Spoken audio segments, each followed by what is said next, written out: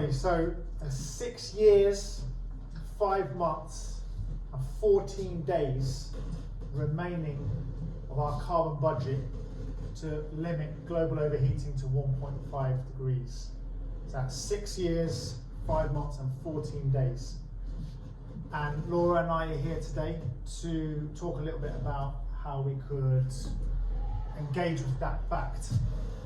And we're going to introduce ourselves a little bit, talk to you a little bit about how we came to be here from our sporting backgrounds, a little bit about the power of sport and how it can be useful in this situation. And we're going to also talk a little bit about what we ourselves do before we'll open it up to questions, and we'll be hanging around for as long as anyone wants to chat at the end. So, just to introduce myself, my name is Etienne, and this is Laura, and I'll pass it over to Laura. Yeah, hi, thank you. So, I really started to fall in love with the sport of sailing the summer before I started my biology degree at Southampton University. I was a club level sailor, so it's like a really low level sailor, but I was super inspired watching the Sydney 2000 Olympics on the television. Just like, it was this huge buzz within me watching Team GB winning Olympic medals. And there was one particular medal that stood out, and that was Shirley Robertson's gold in the sailing.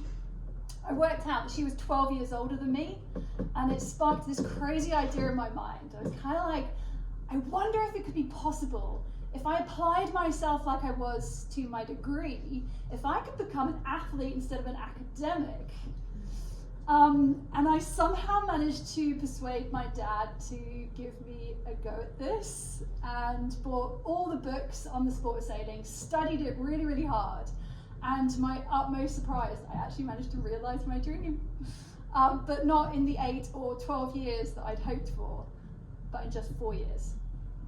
I achieved the seemingly impossible, and at my peak I was ranked number 2 in the world. I was an 80s child. Growing up, I was taught to dream big, that the sky's the limit, so I allowed myself to have that dream of becoming an Olympic athlete.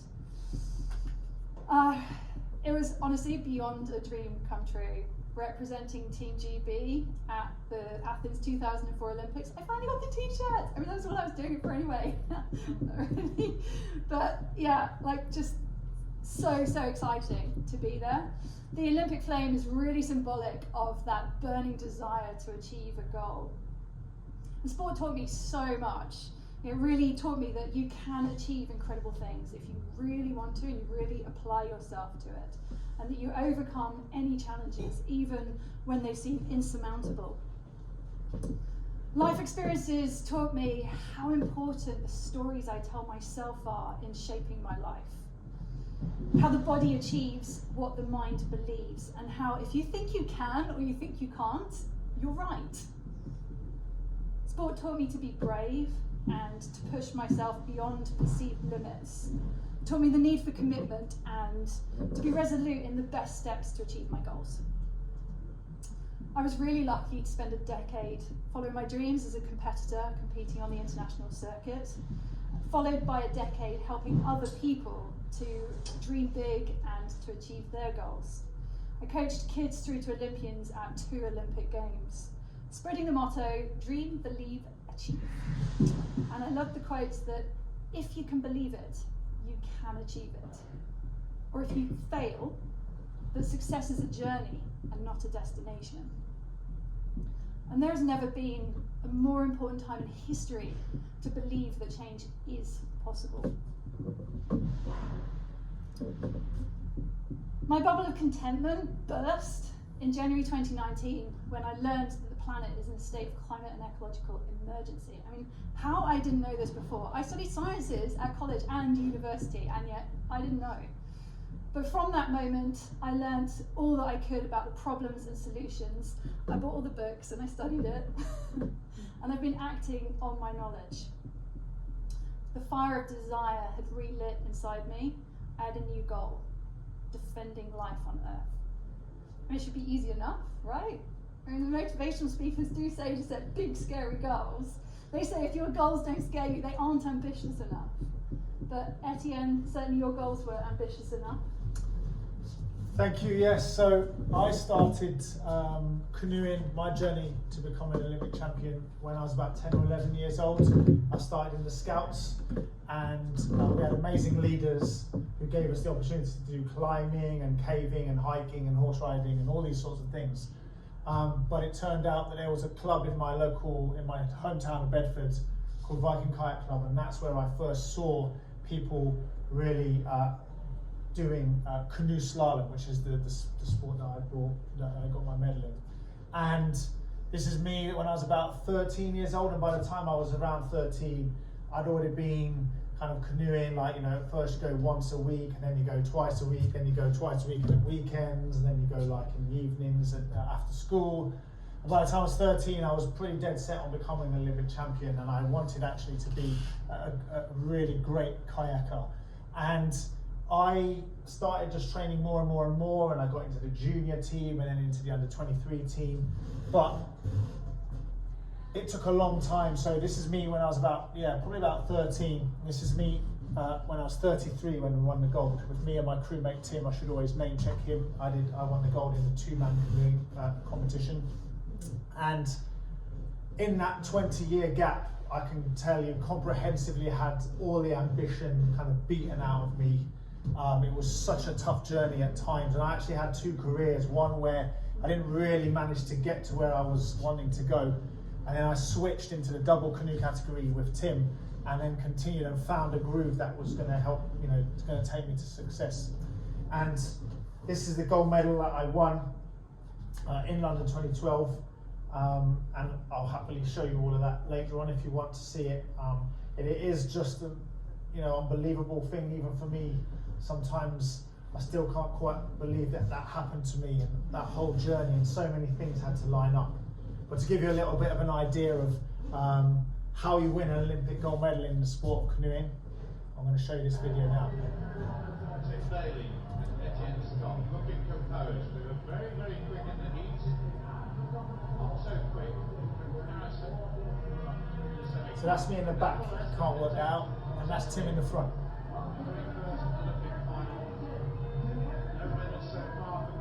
Here on this wonderful course, but who knows what could happen this afternoon.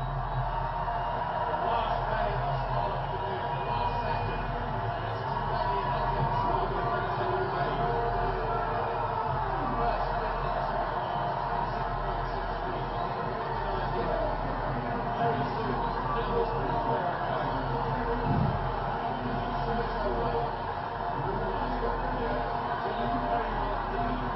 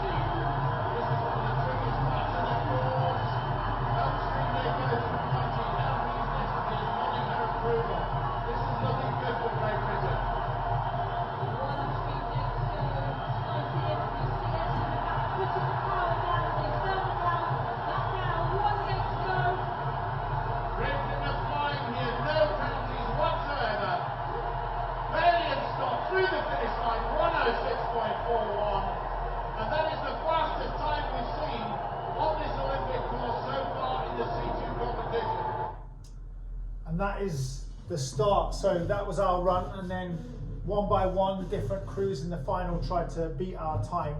And about 20 minutes after that happened, my life kind of changed and went into this parallel track of being an Olympic champion. And I still can never get over it. And the Olympic medal is just a kind of representation of this amazing thing that happened to me, and all of the things that happened to me in that row, you know, from the scouts to my club to the coaches that I had and all the people I got to canoe with in those years. But when I retired in 2016, 4 years after this, I suppose the thing that was left, was left with me was this idea of human potential, this realization, this belief, and it is a belief, that human beings are just absolutely incredible. They're capable of amazing things. I didn't know when I was 13 years old or 10 or 11 when I started what I was capable of, and I still don't know now. I'm looking in this room now, I still don't know. I can look at any one of you. Each one of you is capable of things that you may not even realize yourself yet. And that's what, to me, is the most amazing thing. Sports explains that to you. I lived that. I came from a family with no sporting background. I was just weedy, uncoordinated, hated football, hated rugby, didn't want to do those sports, and I found myself actually capable of doing something like this, and it's still, to me, unbelievable. But this gives me an unshakable faith in human beings and what they can do. But when I retired in 2016, around that time I started to realize that all this beautiful human potential that is out there is actually facing a brick wall. The way that we're headed at the moment, our planet is in big trouble, our civilization is in big trouble.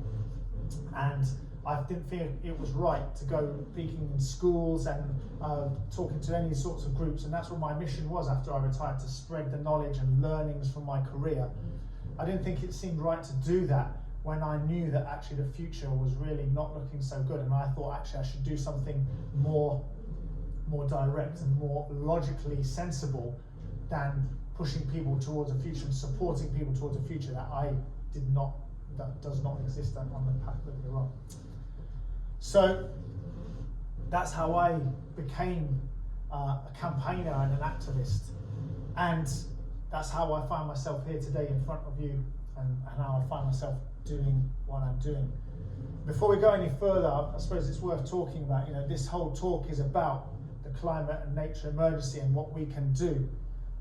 But we're not going to bore you too much with the deep background science. We know that there's 1 million species in danger of extinction right now on the Earth.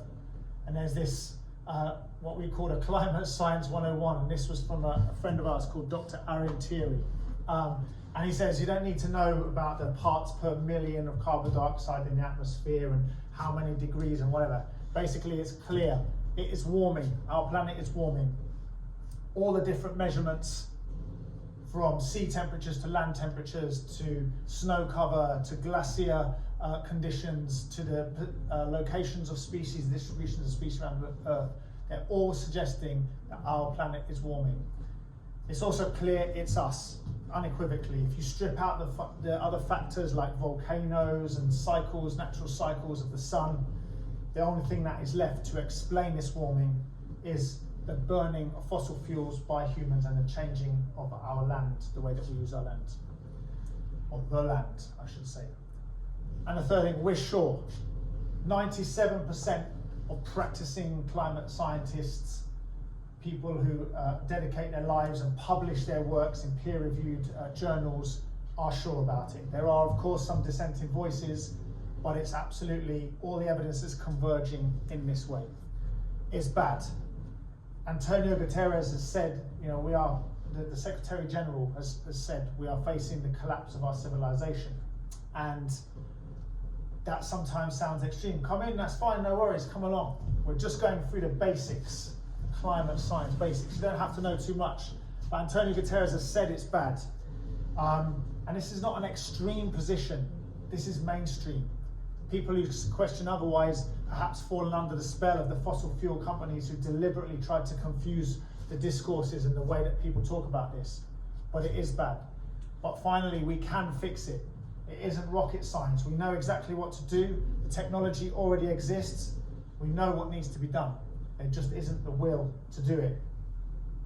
So, without going too much further into that, we're going to assume that you have some knowledge of that, of course. We can talk, and there's plenty of information out there to be found. We're going to move on, and this is where we're coming in. We believe in the unique power of sport. And I think Nelson Mandela is an incredible person, said something very powerful around the time of the World Cup, the Rugby World Cup in South Africa. He said, sport has the power to change the world, it has the power to inspire, it has the power to unite people in a way that little else does. And I think those words are very, very important. I think sport showcases the best of human endeavour, the best of human qualities. In sport, we see time and time again there's a possibility of kind of taking the low road and going down the kind of darker path. But time and time again, human beings reach and strive to the higher path. It showcases the best of our physical abilities. It showcases the best of our mental or psychological or even spiritual abilities. You know, I don't know whether people use that word, but I sometimes think that energy, that life source that is in us, that is on display in sport, and that's one of the reasons why it's so compelling. And I think showing what can be done, to me, that is my definition of leadership. I don't think leadership is telling people what to do. I think leadership is showing what can be done and proving that something is possible, and then opening that possibility for others. And I think deep down, when people watch sports and other of these, you know, it doesn't necessarily have to be sports, but these endeavours where we see the best of humanity, I think we all deep down identify with a part of it. Maybe it's difficult to admit, but a part of us knows. That's one of the reasons I believe that sports and other things like that are so thrilling. Part of us knows that these things are possible, that we may be possible, we just don't know yet. Dare we look at that fact? So athletes have huge influence. Back in the olden days, it used to be bankers and politicians and people like that. But nowadays, athletes are hugely influential on social media, but also on more mainstream channels as well. And these are just 3 examples of images or acts that have gone around the world. See Colin Kaepernick and his teammates taking a knee around the time of the murder of George Floyd. And this image went around the world very, very quickly, and it conveyed so much and it made people engage. There's the quite famous rainbow laces, don't really show up on this photo, of the German team as they warmed up in the Qatar World Cup, making a very big statement with something very, very small considering how constricted that environment was. And again, the Germans went on to lose that match, but this image and this stand was noted all around. And here we have Marcus Rashford, again, a football player, fairly humble guy coming from a very normal background, risen up in sporting terms, but actually taking a stand simply just to get more young people or more kids to have school meals to enable that to continue. So these powerful sporting moments can really transmit and reach so many people.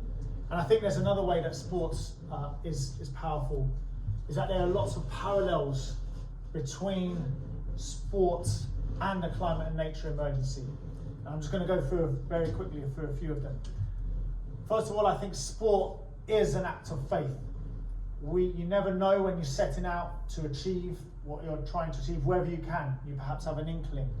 And right now, I believe we are having to make an act of faith that a better future is possible, that we can actually save our planet, save ourselves, and actually do better, do something more beautiful and kinder, fairer and healthier than what we have now.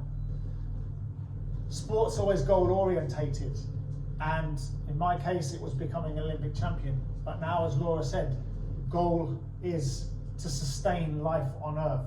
And our civilization has a huge part to play in this. We can either bring it one way or the other. And that goal of safeguarding life on this earth for now and for future generations is a very clear goal. In sports and in many other endeavours of a beautiful nature, people act every day in pursuit of those goals. And that to me is very good. It makes you feel good. Watching things, pretending and thinking about things is very difficult. Another aspect of sport which I think makes it compelling is that there's this life and death intensity. People feel sports. It feels intense. Sometimes when I was training as an athlete, it felt like I couldn't sleep at night, and it was so super difficult, but also so beautiful when you got to do it really well. But now, in the climate and ecological emergency that we're facing, we have that life and death intensity for real, and indeed there's people out there in other parts of the world who are dealing with this in a very kind of personal way. I think in sport it's really interesting as well, there's a constant sense of challenge, and this is a challenge that we are facing now as a civilization, as a planet. But there is support out there. Human beings can support each other. When I was racing and training, we had support and coaches and all different people to help. But now there are so many people out there who are trying to do this.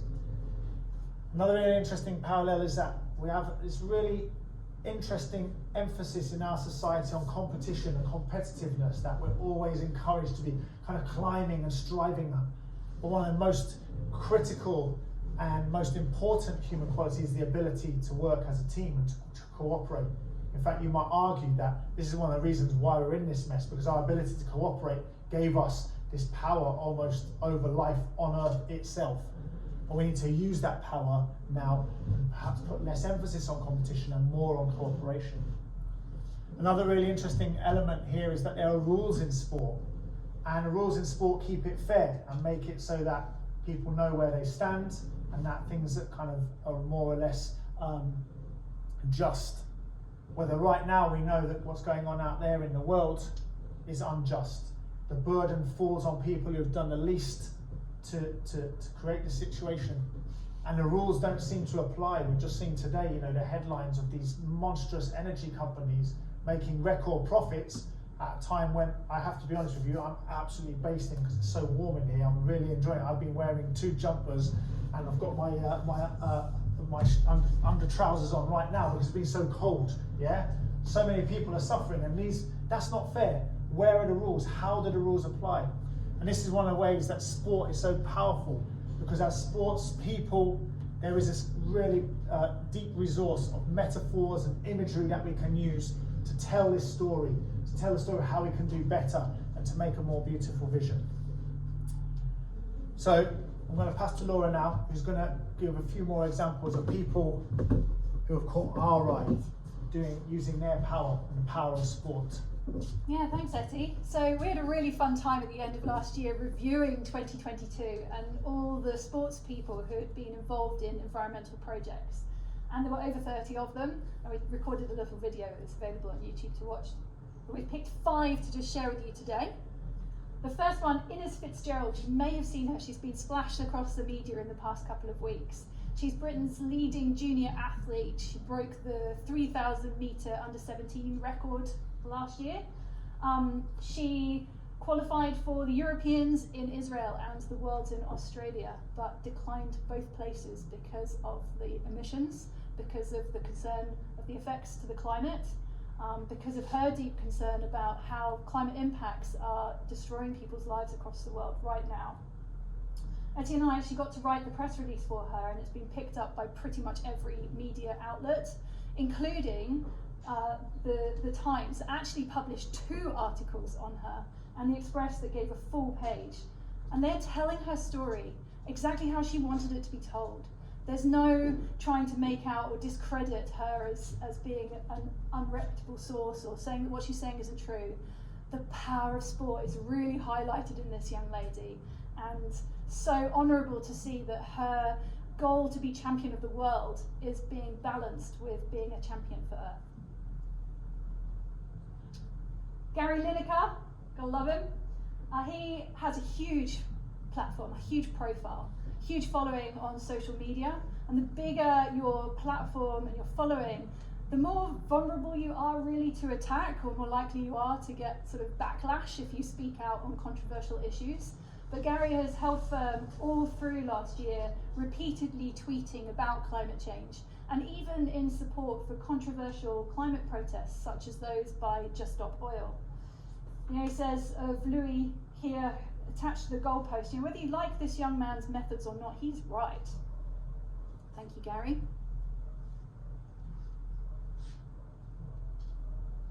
Sebastian Vettel last year was interviewed live on Sky Sport, They called him out as being a hypocrite because he was speaking out for climate action, calling for climate action. And he was so honest, and the interview was so powerful. Just his raw openness to the fact that, yeah, you know, the sport that he's doing is damaging the climate. But, you know, he's still going to speak out about climate because we have to change in this. He's been known to use his helmet and his t-shirts to campaign on climate issues. He's sporting slogans like Save the Bees, Climate Justice Now. When he was in Miami, he was drawing attention to the fact that the race circuit will be underwater unless emissions stop. But a few months after that interview, he did actually retire and did pin it on his concerns for the climate. I'm hoping that he's going to come back and do some other great sport next that shows us how it can still be done, even in a climate emergency, but in a sustainable way, like Ines is showing. So we've got David Pocock, Aussie rugby team captain, former. Whilst he was an athlete, he regularly spoke out about the climate issues. In 2014, he was arrested blocking a coal train. But last year, he won the inaugural BBC Green Athlete of the Year award because he managed to win a seat on the Australian Senate. And his campaign was really focused all around environmental issues, which just showed the shift in people's desires, that that's actually what they're interested in now. Politicians that are going to act on climate. So he's regularly speaking out within the Australian Parliament for climate action and on podcasts, including on one that Etienne and I did with CNN with him. But finally, last but not least, David Wheeler. He's a footballer with Wigan Wanderers. He's got the unofficial title of Sustainability Club role, trying to make his club more environmentally friendly. He was brave and stepped forward and gave interviews when Qatar World Cup was called out for its greenwashing. The most powerful quote that I heard was from Mike Berners-Lee around this. He said that the Qatar World Cup was the highest carbon event humans have ever staged apart from a war. And here's FIFA saying, what's the first carbon neutral World Cup? No. He gave interviews in The Mirror, and he's preemptively said that if his team was ever to be sponsored by a petrochemical company, he's sorry, but he would not wear their brand on his clothing. He's making all the personal eco changes himself. He features on a Sky documentary, Football's Toughest Opponent. If you haven't watched it, it's really great. He speaks about, you know, how he is often engaging with his teammates about environment. And he's an ambassador for Planet League and Football for Future, two groups, organisations that are really championing climate action within the football and really powerfully swaying fans and the general public to act. David was also crowned 2022 Champion for Earth, awarded by Champions for Earth, which Etienne is actually a co-founder of. I'm going to share a little bit about next. Thank you, Laura. So this is one of my favourite but also the most challenging sayings that I know. It's by a guy called Edward Abbey.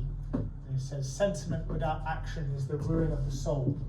And to me, this really is important because it says if you know something and if you feel something, it really is important that you act on it. Otherwise, it kind of degrades you inside. And I do feel that myself. And my life, my endeavours these days are set with this in the background of my mind. And I split my time fairly evenly, I suppose, between these two organisations that I'll talk about. I think as an athlete, one of the things that I was trained to do and that you're kind of encouraged and taught to do is to find the most direct route from where you are to where your goal is.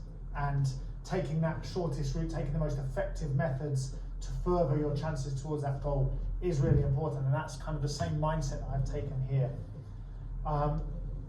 I have to be also upfront and honest and say, you know, these are the things that I am doing.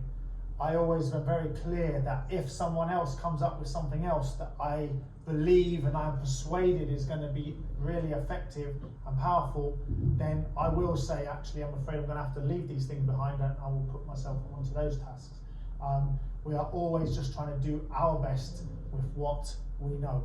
So Champions for Earth, as Laura has kind of hinted to a few times, is an organisation that I was lucky enough to meet someone else, and we co-founded it. It wasn't really my idea, but when I joined up with this guy called Dave Hampton, this idea came to life and grew. It is really about supporting and empowering athletes and sports people to speak and use their voice in this climate and ecological emergency. And you don't have to be a world champion or an Olympic champion or a British champion or a county champion to be involved. You have to be wanting to be a champion for the earth. It is a really powerful organisation, as we are explaining, I believe, and it has huge potential. I really believe in that power. You know, supporting young women like Ines in that bold stand, helping her, helping that story to be told, I think is really powerful. We also run what's called Ask a Scientist sessions, where we have a really renowned scientist coming and speaking to the athletes, speaking to the sports people. For example, we have Sir David King, we have a NASA scientist called Dr. Peter Kalmus, we have communications experts, we have all sorts of people coming in to explain and give their knowledge, to give people more confidence. We also run sessions called Inspire and Be Inspired, where we hear from inspiring people from across the kind of environmental scene, hoping to sow that seed of action in the minds of the people who are there. And I have to say always, you know, as Laura's hinted at, taking a stand as a sports person, in fact taking a stand on any person, always leaves you prone to those things of, you know, well, what are your shoes made of, and how did you get here, and all those. Being a hypocrite is a really easy and a very cheap shot, in fact, to silence people when they want to speak out on this matter. But the truth is, we're all hypocrites. There are certainly people out there like Sebastian Vettel who are keenly aware that their impact is going to be actually huge. But finding a way to say, actually, I'm owning that right now, I'm going to act upon my understandings, and I'm still going to speak out. That can be incredibly powerful for people to see someone doing that and to feel empowered, because they say, actually, if he's saying it, surely I can say it. Or if she's doing that, surely I could try that. I also, as you can see here, I don't know if people recognize the symbol, this is called the extinction symbol, and this is the symbol adopted by Extinction Rebellion, an organisation, a movement that has started in the UK but has gone globally all around the world. And Extinction Rebellion uses what's called non-violent direct action methods to try to create the changes in the time frame that we have. And of course, sometimes this is controversial, but I actually believe it's entirely justified. I think it's actually something that a sensible, responsible person, as I try and believe myself to be, would take such an action.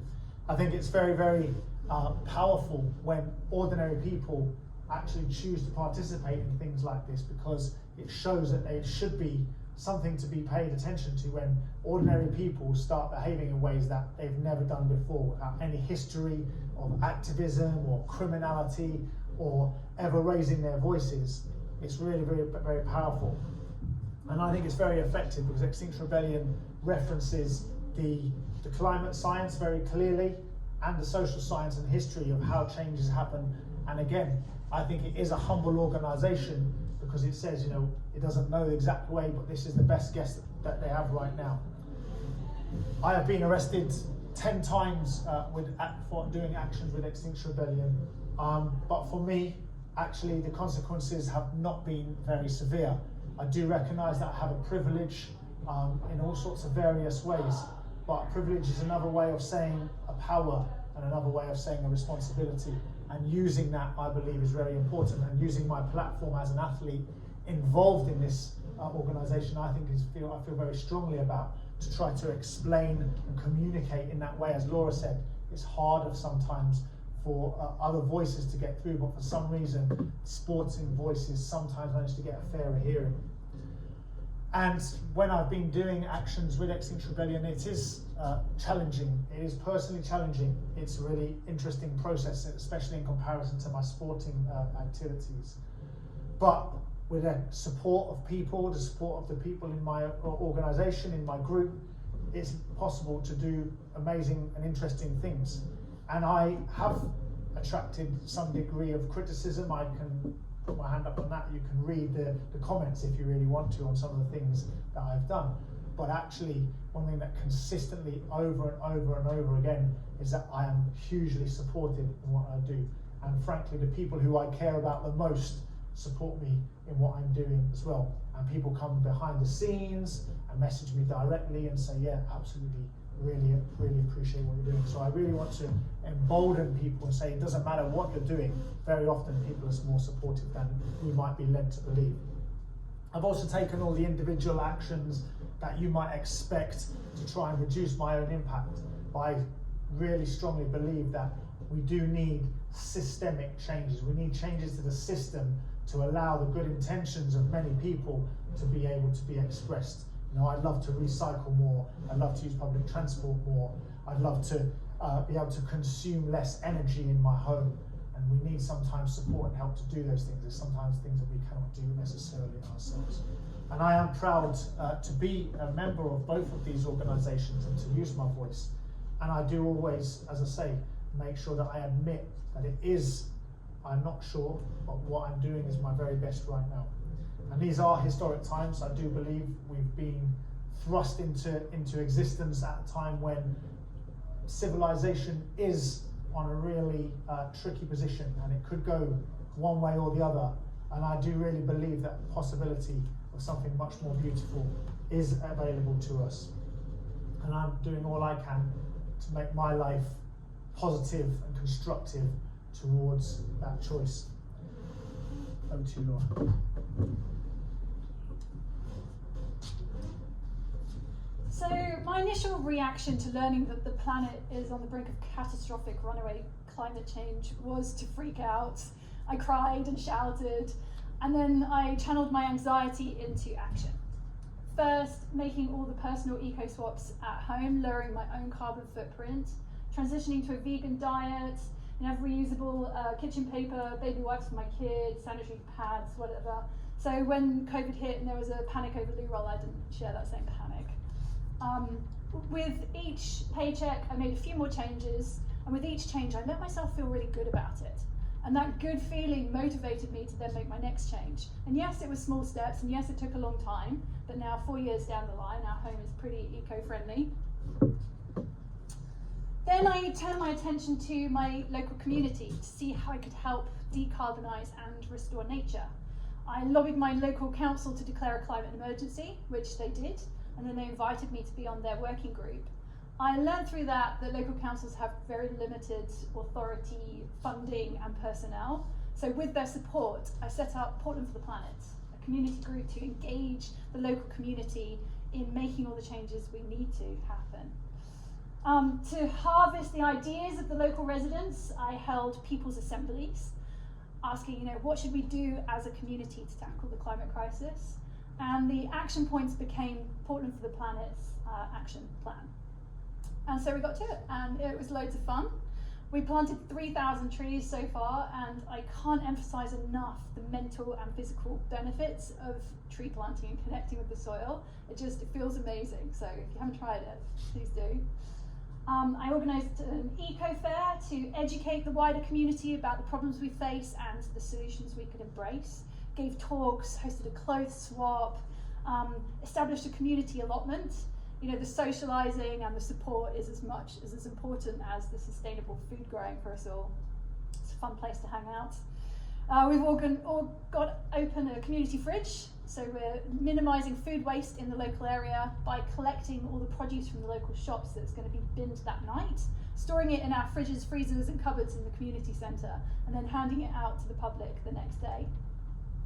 We're learning to make, do, amend, borrow and lend, basically being the change that we want to see. There's a monthly community bike ride. The joy my son expressed when we returned to the allotment and found that the seeds we'd planted had borne fruits that we could eat was just wonderful, and I think every child should get to experience that joy.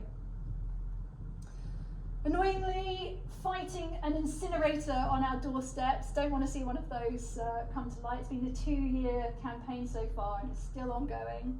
I've organised 2 big marches against it. The whole community understands why incineration is bad and why we don't want it in our hometown or anywhere. Going for that circular economy. And I've dabbled in politics, so I never had any interest in politics whatsoever. The first time I voted was 2019. I just, was too concentrated on my sport, spending 2 decades traveling around with sailing, and I spent a decade living in Australia. And living in Australia, you really get to see climate change firsthand. You're experiencing what it's like to be in 48-degree heat waves, the floods and the fires and the storms like you've never seen. It's like something out of a horror movie. I was elected to be on the Green Party of England and Wales Executive Campaigns Committee at the beginning of 2021, and I'm in my 3rd term doing that. Last year, I was invited to represent the country on the Global Greens Climate Emergency Working Group, and they gave me a platform to speak at a COP27 webinar about the power of storytelling. So again, just think of those stories that you're telling yourself about how you want your life to be. And that was alongside the Canadian and Argentinian Green Party leaders. So the most exciting bit of news to share from the Green Party, I think, is that at the last conference, a motion was passed to explore every opportunity to prosecute those most to blame for climate breakdown. And I think that's going to be a powerful move in the future. My motivation, my son, and my dog.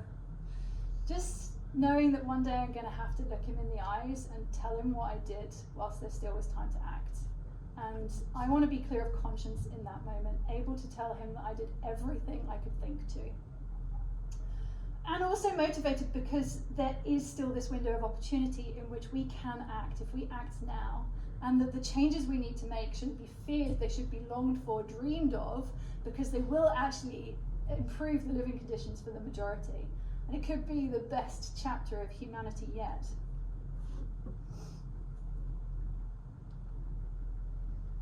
Oh yeah. My love for my child is so strong that I would run out in front of an oil tanker to try to save his life. I did step in front of an oil tanker in central London earlier last year and blocked an oil refinery 3 days before COP26. These 2 actions gained global media coverage. They helped tell the stories that needed to be told.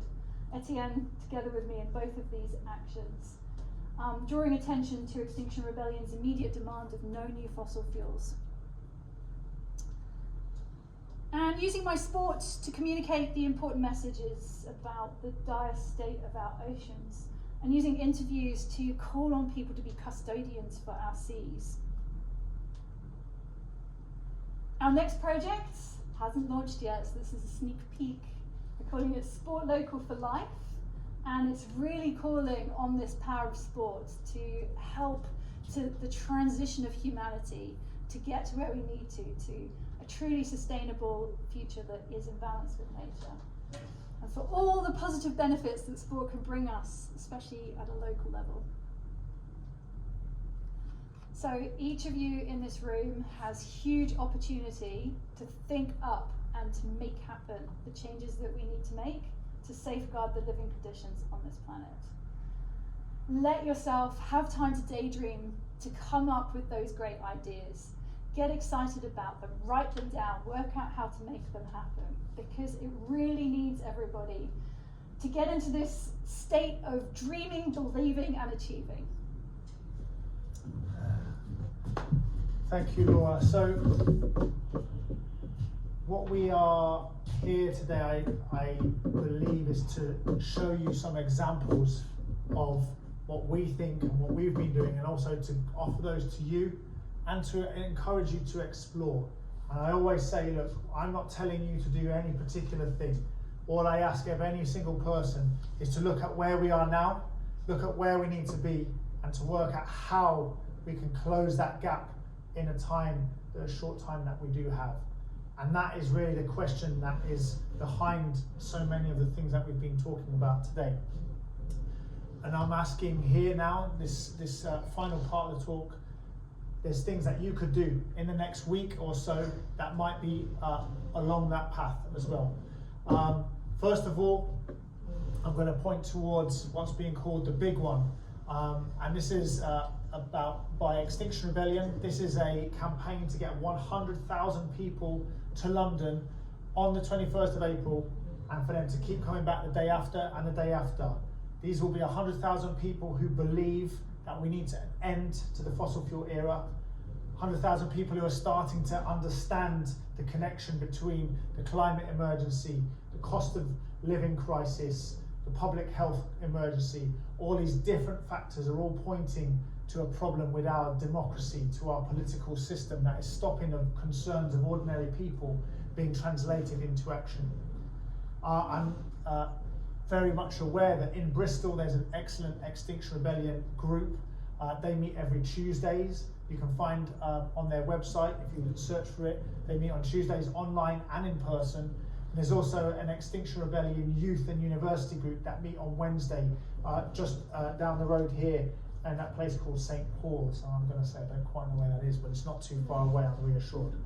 So that is one thing that you could sign up to, learn more information, because I suspect most of you here would be willing to go to London to have your voices heard, because Extinction Rebellion have said, we are now prioritising attendance over arrest. There's no need to do anything that is risky in that legal way.